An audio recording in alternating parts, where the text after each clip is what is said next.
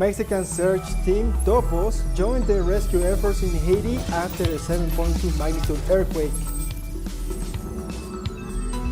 Cuba already has 3 vaccines anti-COVID-19. The emergency use of vaccines Soberana O2 and Soberana Plus has been approved. And thousands of people have waited outside Kabul's airport to try to flee Afghanistan as Taliban reportedly began a campaign of persecution against opponents. Hello and welcome to TeleSUR. I'm José Daniel Lopez in Quito, Ecuador, and this is from the south. Rescue efforts continue in Haiti after the 7.2 magnitude earthquake that resulted in over 2,000 deaths so far. According to authorities, more than 12,000 people were injured while hundreds of individuals remain missing. Severe rains brought by Storm Grace frustrated rescue efforts and caused flooding across the country. Institutions like the World Food Programme, the International Organization for Migration, and UNICEF sent humanitarian aid to the Caribbean nation, which includes food, blankets, medicine, water, and sanitation material. A group of Mexican search and rescue workers known as Topos continue to look for bodies and possible survivors that might be still trapped under the rubble following the magnitude 7.2 earthquake that shook Haiti last week. In the small port city of Le Cayes, the Topos International Group used an electronic device to search for possible life in the wreckage. The group of Mexican rescuers focused on Friday night on a quake-damaged 2-story home where equipment that allows them to detect sounds beneath the rubble caught some noise. The Mexican rescue team, together with Haitian Red Cross, worked all night, but no survivors or bodies had yet been found. We have an instrument to detect life, and 5 times it has given us a reading that has made us suspect, though we cannot confirm it, that there might be a person inside that is breathing but not moving. We will be working to the limit of our ability, but the life detection instrument could have given us a false positive reading. Deputy Secretary General Amina Mohamed, along with United Nations Development Program Administrator Akim Steiner, traveled to Haiti to sympathize and show their solidarity with the Haitian people and government. In the meantime, Puerto Rico's National Guard citizens, soldiers, and helicopters were deployed to Haiti. The National Guard's aviation unit was also present in the Caribbean nation to assist in the rescue and medical transport of injured individuals and aerial assessments of the area. 15 tons of humanitarian aid, including food, medicine, water, and tents, were loaded onto a plane in Panama City to be sent to help the victims of the earthquake. More than 1.5 million inhabitants lost their houses as a result of the disaster, which also destroyed 60% of the country's healthcare system. Prime Minister of Haiti, Ariel Henry, said that despite the general situation in his country, he will organize transparent elections. I have pledged to do my utmost to put my country back on the rails of a functional democracy with the organization of good, free, and transparent elections as soon as possible. In Bolivia, the state's general attorney, Juan Lanchipa, presented to the Supreme Court of Justice the accusatory requirement against Yanin Añez for the massacres of Sacaba and Sencata committed during the coup of 2019. The requirement will have to be addressed to the Plurinational Legislative Assembly, which will authorize an account of responsibilities trial for the 20 dead and injured in Sacaba and Sencata. Lanchipa explained that Añez is provisionally accused with the crimes of genocide, severe and mild injuries, and injury followed by death. The legal claim was presented amid an accusatory proposition by the victims on the violent acts played out in Bolivia between November 15 and 19, 2019. The Public Ministry presented today in the Supreme Court of Justice the accusatory requirement against the citizen Yanin Añez Chavez for the acts and events provisionally deemed as genocide, severe and mild injuries, and injuries followed by death. Criticism of the electoral process continues in Honduras. The government made the decision to transfer the funds management of the executive branch, depriving the National Electoral Council of its independence. Political and social organizations consider this as a dangerous action for the November electoral process. The Liberty and Refoundation Party, Libre, denounced a new attempt at fraud in the November 28th elections, since the National Electoral Council will not be in charge of contracting the companies that will print ballots and carry out the voting data transmission.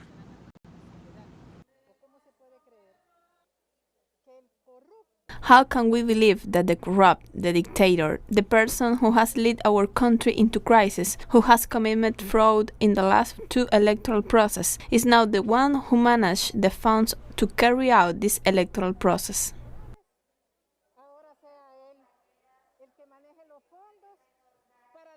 For members of the opposition, the idea of reducing the autonomy of the National Electoral Council is a move to conduct fraud, based on a transmission of data that has been questioned in the previous processes. Little by little, plans have materialized to stop the electoral process or to make of the electoral process a process full of acts of corruption, as it has always been done, not only in economic terms but also in terms of the result obtained after the process. Given the fragility of previous democratic processes, this situation is considered a sign of the growing political instability in Honduras, which worsened in the 2017 elections when the Electoral Tribunal took a month to announce the official results. These politicians are not thinking about the nation, nor the Honduran people. They want to continue destroying the country, destroying the hope of the Honduran population. But I believe that it is time for the Honduran population to act, especially we, the women, have to act. The opposition has called on the population to be alert to the calls for protests prior to the elections, and to be able to correct the lack of transparency in this new process scheduled for November 28th. I believe that as citizens we should speak out, we on the alert, to make these demands now that we are in time for a solution on electoral day. After the elections, what we are going to do is crying our spilled milk. The Honduran electoral calendar is several weeks behind schedule, and the problems in budget management could serve as the justification to delay the elections scheduled for November. More news in a minute. Stay with us.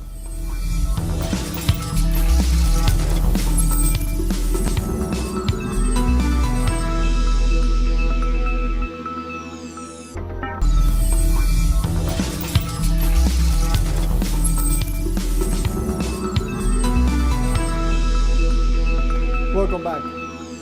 The Cuban Center for State Control of Medicines, Equipment and Medical Devices authorized emergency use of the COVID-19 vaccines Soberano 2 and Soberano Plus.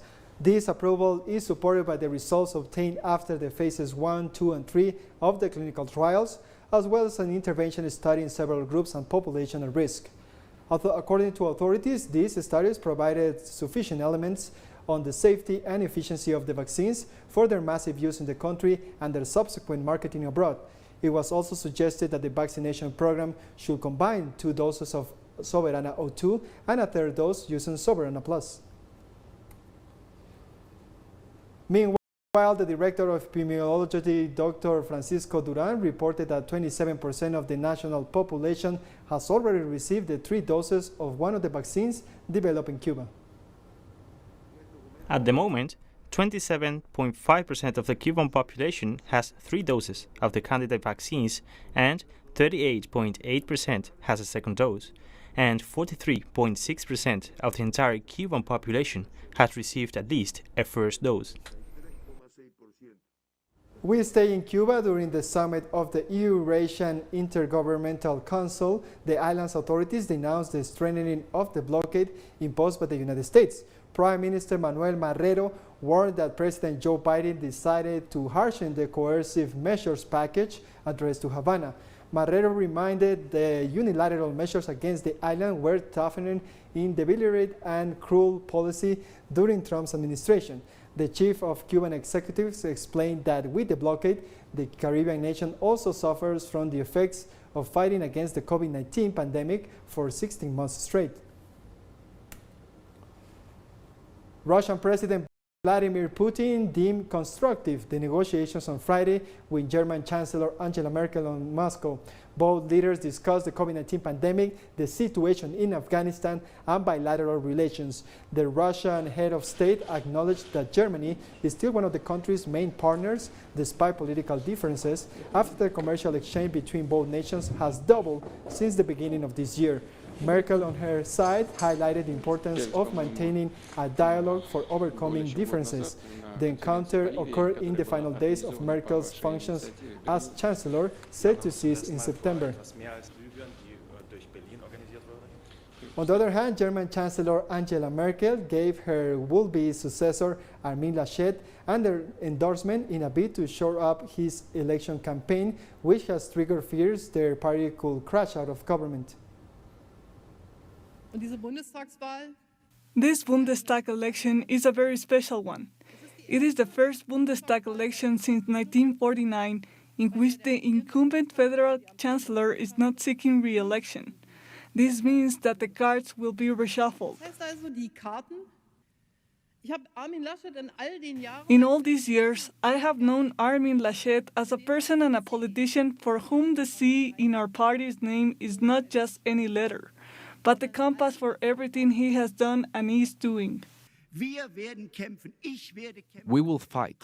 I will fight with everything I can so that this country is not governed by ideologies, so that we have the chance to implement our ideas in modern Germany. That's why we are fighting. That's why we will give everything we can. That's why we have to show that we are different to other parties. It is fundamental to know who governs. We want to govern not because we want to govern, but because we have a passion for governing.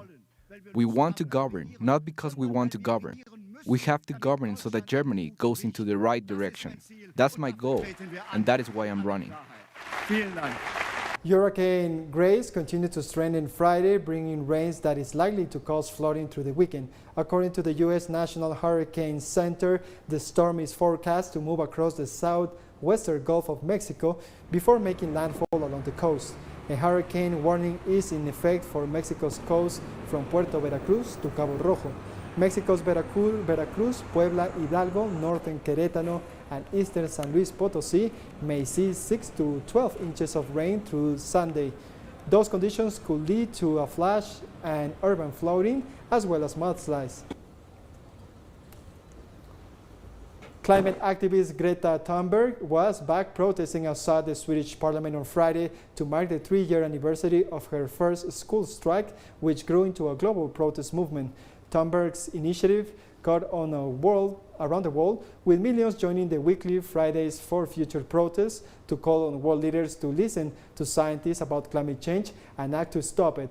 Fridays for Future became a global movement that not only advocates for stop pollution, but also to use politics and resources for a better cause than consumerism. Unfortunately, I think we will still be protesting in 3 years because this will take many decades, unfortunately, probably, or at least many years. We don't know, but we will still have to do everything that we can. In order for us to start caring about this is to make us aware of what's actually happening. That's my, I'm convinced at least. When we understand the severity of what's happening and when we understand what we can do about it, I'm certain that we will start to take action, because we are not, if we start to treat the crisis like a crisis, if people around us start treating the crisis like a crisis, I think that we will start to take action. For the 6th consecutive weekend, several hundred people gathered in Paris to protest against President Emmanuel Macron's COVID health pass. This weekend's marches are organized by several different groups like the Yellow Vest and by hard-right politicians like Florian Philippot. The health pass makes vaccination essential to carry on with routine activities. According to official figures, last weekend nearly 215,000 people took part in the anti-health pass marches all around the country, down from the 237,000 who had joined protests the previous week. And we have more stories coming up after one last break, so stay tuned.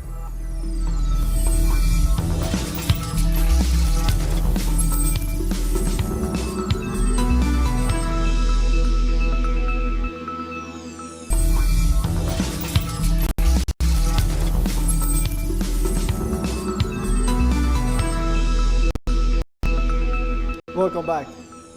Thousands of people have waited outside Kabul's airport to try to flee Afghanistan as Taliban reportedly began a campaign of persecution against opponents.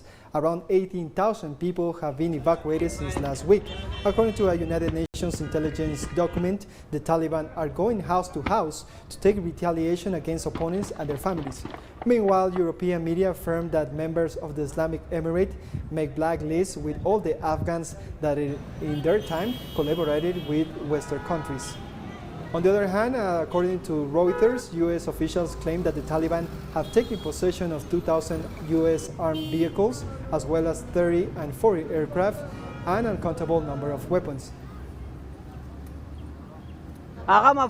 The Taliban is Afghan, and the previous government is Afghan too. We want only one government from the beginning because we had a lot of problems with two governments and every day there were explosions here and there. Now, thankfully, there is one system. No one asks where we are going. We reach Kandahar from Kabul at night. No one questioned us.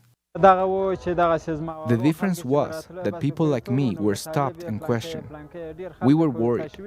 But now, after the Islamic Emirate of Afghanistan came, no one can ask where we are coming from. People now are busy in their business and are happy. And a plane carrying 26 Indonesian evacuees from Afghanistan have landed in Jakarta. 5 Filipinos who were evacuated were also on the flight, according to Indonesian Foreign Minister Retno Marsudi. All 26 Indonesian were evacuated. All are in a good condition. One note, one diplomat is unwell, but not due to COVID-19. In addition to Indonesian citizens, this evacuation mission also carried 5 Philippine nationals whose government had requested assistance. Hundreds have gathered in central London to protest the takeover of Afghanistan by the Taliban and to show solidarity with Afghan people. The Taliban senior leadership is gathering in the Afghan capital to begin mapping out an inclusive government as desperation deepened for tens of thousands still scrambling to leave the country. The UK will double its humanitarian assistance to Afghanistan this year, bringing it to 286 million British pounds, Foreign Minister Dominic Raab announced on Wednesday. We continue in Afghanistan, where our collaborator Bart Jones brings us new information about the situation in the country.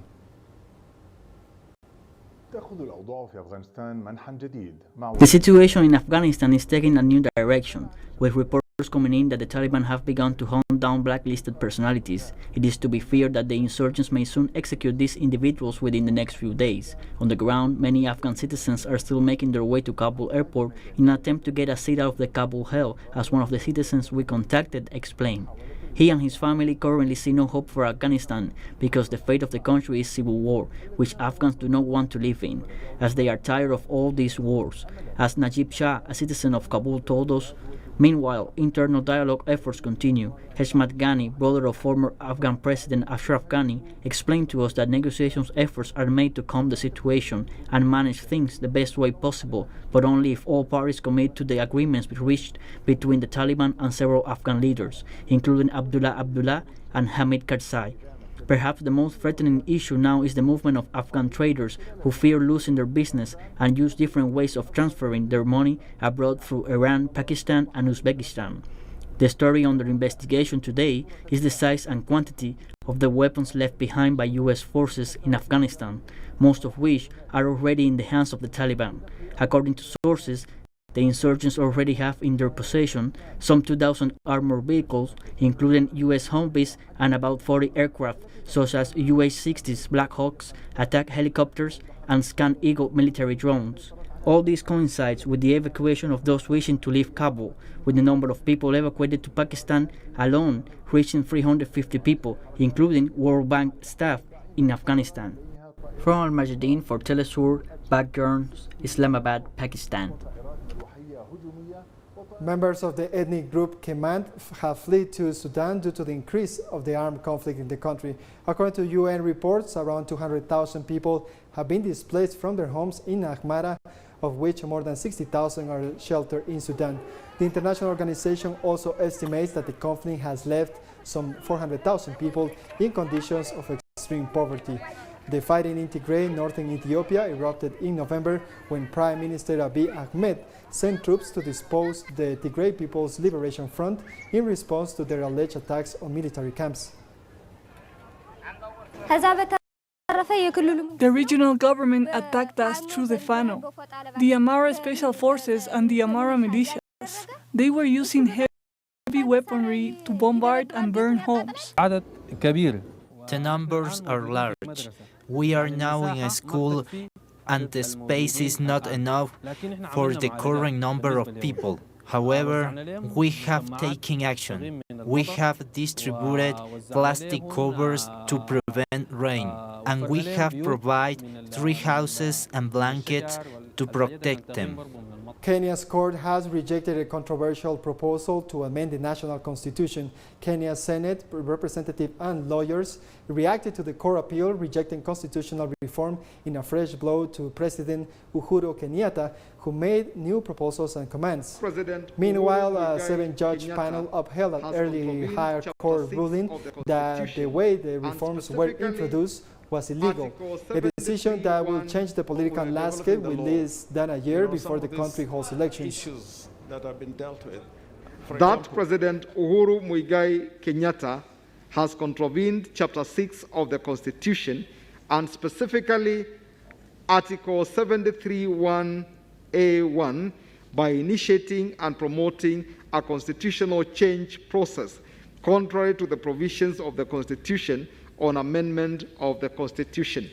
We knew then that this process was fundamentally illegal, and what this court has done is to vindicate that position.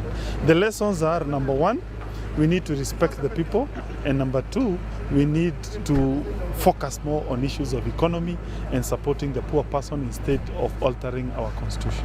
At least 18 people have died in the Democratic Republic of Congo as a result of clashes in the east of the country between the army and rebels of the Allied Democratic Forces. According to local media, the victims are 9 civilians, 1 army soldiers, and 8 rebels, plus 15 hostages liberated by the army. Security authorities in the Kivu region informed that they are deployed in the area to look for possible wounded rebels during the retreat. They also stated that the army and peacekeepers have carried out joint operations to recover some locations blockaded by rebels.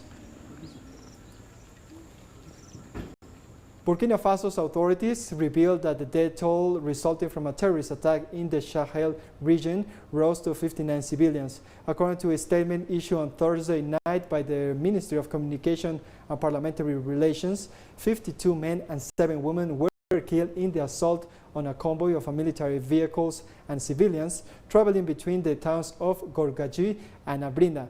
The number of victims of the attack, including military and civilians, but excluding the terrorists, amounts to 80. And we come to the end of this news brief, but remember you can find this and many other stories, as always, in our website at telesurenglish.net. And join us on social media, Facebook, Twitter, and Instagram. For TeleSUR English, I'm Jose Daniel Lopez. Thank you for watching.